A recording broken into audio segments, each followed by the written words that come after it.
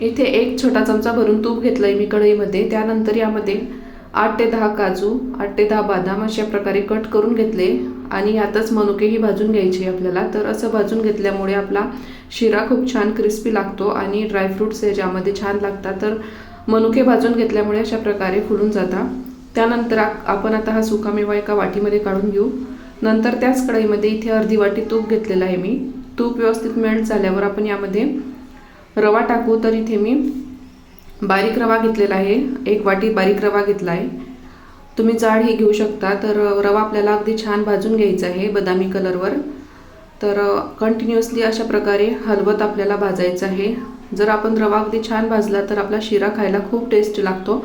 तर इथे आपण आंब्याचा शिरा बनवतोय, जो की प्रसादासाठीही आपण करू शकतो. इथे व्यवस्थित भाजून झाल्यावर आपल्याला यामध्ये अर्धी वाटी आंब्याचा गर टाकायचा आहे. तर आंबा कोणताही घेऊ शकता तुम्ही, तुमच्या घरामध्ये जे असेल ते. आंब्याचा गर टाकून झाल्यावर आपण 2 ते 3 मिनटं परतवून घेऊ. तर गॅसची फ्लेम मात्र मीडियमच ठेवा.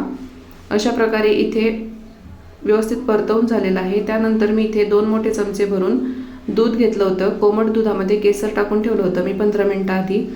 तर केसरचं दूध टाकल्यावर शिरा अगदी छान लागतो आणि कलरही सुंदर येतो. त्यानंतर यामध्ये आपल्याला 1 वाटी गरम पाणी टाकायचं आहे. तुम्हाला जर आवडत असेल तर तुम्ही 1 वाटी गरम दूधही टाकू शकता, पण मी इथे पाण्याचा वापर केलेला आहे.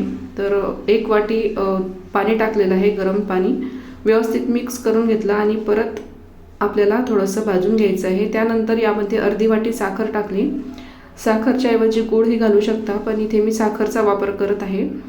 तर इथे शिरा अगदी गरम आहे, त्यामुळे साखर लगेच मेल्ट होते. तर परत आपण 1 ते 2 मिनटं मीडियम गॅसवरती व्यवस्थित परतवून घेऊ. यावरती आपल्याला झाकण ठेवायचं आहे. तर इथे बघा 2 ते 3 मिनटं अगदी मीडियम गॅसवरती शिऱ्याला छान शिजू दिलं. तर आजूबाजूला बघू शकता छान तूप सुटलेलं आहे.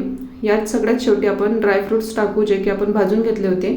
अशा प्रकारे मऊ लुसलुशीत आंब्याचा शिरा बनवून तयार झालेला आहे. चला पटकन लाईक, शेअर, सबस्क्राईब करा. भेटू आपण नवीन रेसिपीमध्ये. तोपर्यंत धन्यवाद.